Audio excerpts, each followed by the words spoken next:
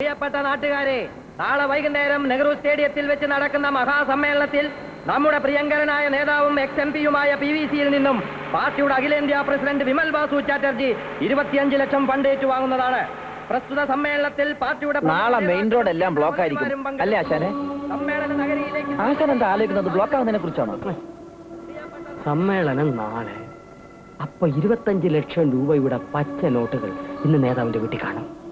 നാളെ അത് ഏതെങ്കിലും ബാങ്കിൽ ചൂട് ഡ്രാഫ്റ്റ് ആയിട്ട് മാറി വൈകുന്നേരം ചാറ്റർജി വിഴുങ്ങുന്നതിന് മുമ്പ് നമുക്കത് പൊക്കാം. അതിനെന്താ, ഇപ്പൊ തന്നെ പൊക്കാലോ? കേട്ടോടെ, അതിനിവിടെ ആൾക്കാരുണ്ടോ, അതിനെ പറ്റി അന്തരീക്ഷമാണെന്നൊക്കെ അറിയേണ്ടട കിഴങ്ങോ. ഓ, അത് ശരിയാണല്ലോ. അല്ല ആശാനെ, ഞാൻ ആ ഗസ്റ്റ് ഹൗസിന്റെ അവിടെ കിടന്ന് കറങ്ങുമ്പോ ആ നേതാവും ബെബം നോക്കി അവിടെ നിൽക്കണേ കണ്ടല്ലേ?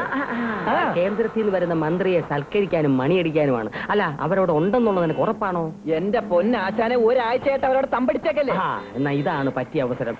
ഇന്ന് രാത്രി നമ്മൾ നേതാവിന്റെ മതിലിയാടുന്നു. അപ്പൊ ഇന്ന് പ്ലാൻ ചെയ്ത ദുബായ്ക്കാന്റെ വീട് അതെങ്കിൽ ക്യാൻസൽ ചെയ്യടേ. അയ്യോ ആശാനെ, നേതാവിന്റെ വീട്ടിലൊരു പട്ടിയുണ്ട്.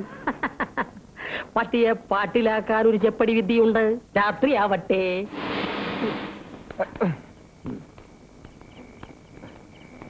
അലുവ. ഗ്രഹണി പിടിച്ച പിള്ളേരെ ചക്കക്കൂട്ടാൻ കണ്ടതുപോലെ അലുവ കണ്ട് വാപൊളിച്ച് നിൽക്കാതെ ഇതെന്തിനാണെന്ന് ചോദിക്കടാ കിഴങ്ങ.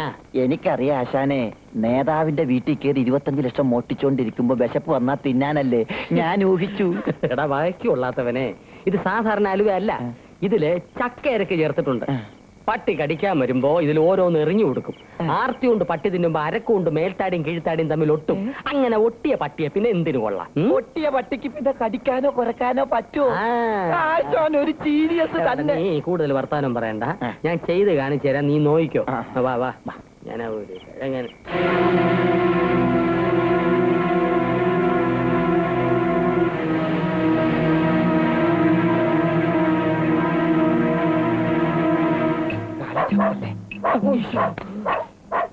പട്ടി നോക്കണം. നീ നോക്കിയോ, പ്ലാൻ സക്സസ്. സത്യം, പല്ല് ചലച്ചു. പല്ല് ചലച്ചല്ലടാ, ഞാൻ പട്ടി വിളിച്ചതാ. മ്യൂസിക് വേണ്ട.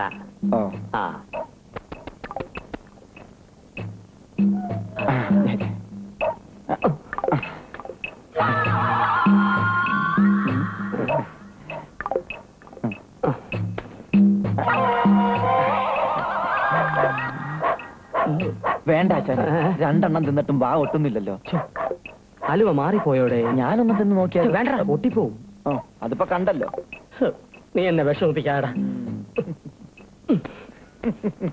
ആശാന്റെ ബുദ്ധി പാളിപ്പോയി. അല്ലേലും കുറെ നാളായിട്ട് ആശാൻ ആത്മവിശ്വാസത്തിന് കൂടുതലാ. ഇപ്പോഴെങ്കിലും മനസ്സിലാക്കാശാനെ, അടി തെറ്റി ആശാനും വീഴും. ഇത് അടി തെറ്റിക്കൊണ്ടൊന്നും അല്ല. ഇപ്പോഴാണ് ഞാൻ ഓർത്തത്. ഞാൻ എന്റെ പതിവ് കോട്ട എടുത്തില്ല. തോട്ടയല്ലടാ, കോട്ട. ബുദ്ധി വേറെ ഉണ്ട്.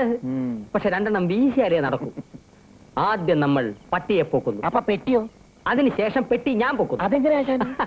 അതിനൊരു പുതിയ നമ്പർ ഉണ്ട്. ഇനി ഏത് നമ്പറാണാവോ? നീ വാ. വെടിവെച്ചു. അല്ല, നിന്നെ ആരോ വെടിവെച്ചു.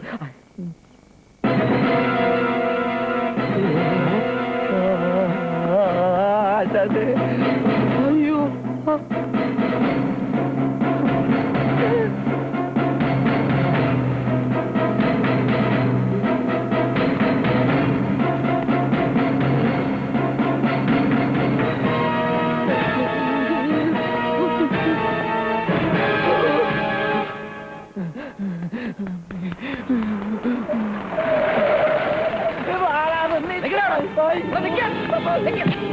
എന്റെ മുമ്പ് തന്നെ വന്ന് ചാടി അല്ലേ? കാര്യം നിനക്കറിയില്ലേ?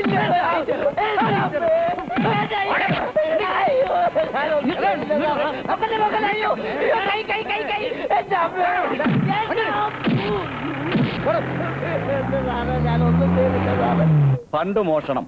രാഷ്ട്രീയ നേതാവും മുൻ MP-യുമായ PVC-യുടെ വീട്ടിൽ നിന്നും പാർട്ടി ഫണ്ടിനായി സ്വരൂപിച്ചു വെച്ച 25 ലക്ഷം രൂപ മോഷണം പോയി. ഈനാശു എന്ന കള്ളനെ സംശയാസ്പദമായി പോലീസ് അറസ്റ്റ് ചെയ്തു.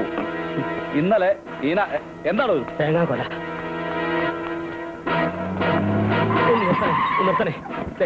ഇത് കണ്ടോ, ഈനാശു നിരപരാധിയാണ്. അതെ, അവൻ നിരപരാധി തന്നെയാണല്ലോ. പോലീസുകാർ അവനെയാ പിടിച്ചിരിക്കുന്നേ. പേടിക്കണ്ട, ഇന്ന് അവനെ അവർ കോടതിയിൽ ഹാജരാക്കും. പക്ഷെ അവൻ കോടതിയിൽ എത്തില്ല. കോടതി കൊണ്ടുപോകുന്ന വഴി അവൻ രക്ഷപ്പെട്ടിരിക്കും. സത്യമാണോ ഇത്? വാക്കും തോക്കും ആവശ്യത്തിന് മാത്രമേ ഈ ആൻഡ്രൂസ് ഉപയോഗിക്കാറുള്ളൂ.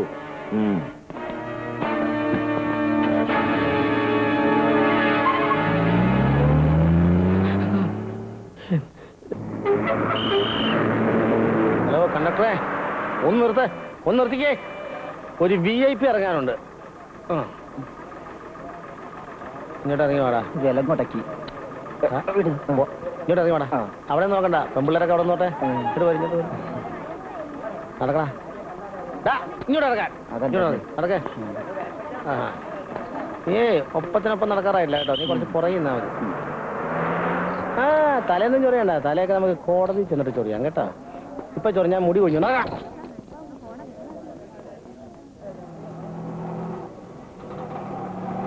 എടാ, മൈസൈറ്റ് ചോദിക്കുമ്പോഴേ ഉള്ള കുറ്റങ്ങ് ഏറ്റ് പറഞ്ഞേക്കണം കേട്ടോ. ഇല്ലെങ്കിൽ പിന്നെ നിന്നെ ലോക്കപ്പിൽ കയറ്റി നിന്റെ ദേഹത്തുള്ള എണ്ണ മുഴുവൻ ഞങ്ങൾ പിഴിഞ്ഞെടുക്കും കേട്ടോ. ഇതൊരാവശ്യമില്ലാത്ത പോക്കാണ്. എന്തുമാത്രം മോശം ഞാൻ നടത്തിയിരിക്കുന്നു. അപ്പോഴൊന്നും കോടതി കയറേണ്ടി വന്നിട്ടില്ല. ഇതിപ്പോ ചെയ്യാത്ത കുറ്റത്തിനാണ് ഒരു വിലങ്ങ്. ചിരിക്കല്ലേ. വിലങ്ങിട്ട് ചിരിച്ചാൽ നടുവിലങ്ങും.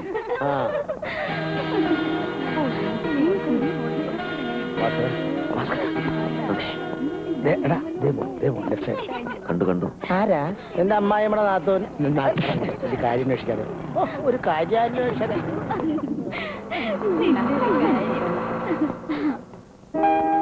കോളേജിലേക്കായിരിക്കും. കണ്ടിട്ട് എന്ത് തോന്നുന്നു? കണ്ടിട്ട് കോളേജിലേക്കാണെന്ന് തോന്നുന്നു. ഞാൻ വലിയൊരു കേസ് തെളിയിക്കാൻ പ്രതിയെയും കൊണ്ട് കോടതിയിലേക്ക് പോവാണ്. പിന്നെ ഞാൻ essay ടെസ്റ്റ് പിന്നെ എഴുതി. ഞാൻ ചോദിച്ചില്ലല്ലോ. എങ്കിലും പറയേണ്ടത് എന്റെ ഒരു കടമയാണല്ലോ.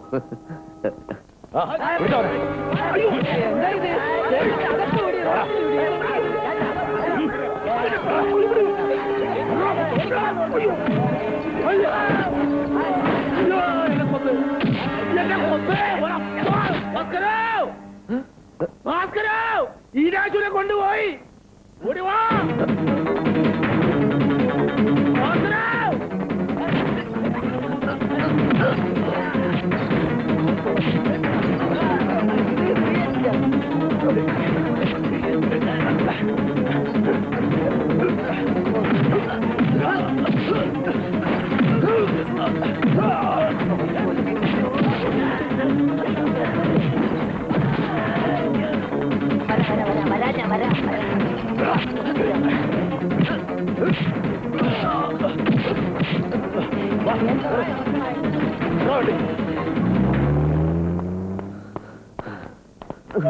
അയ്യോ, എന്തെങ്കിലും പറ്റിയോ? സാഹസികമായ ജീവിതമാണല്ലോ ഞങ്ങളുടേത്. അതൊക്കെ പതിവായി സംഭവിക്കാറുള്ളതാണ്. ഇതൊക്കെ ഡിപ്പാർട്ട്മെന്റിൽ പറഞ്ഞുള്ളതാ.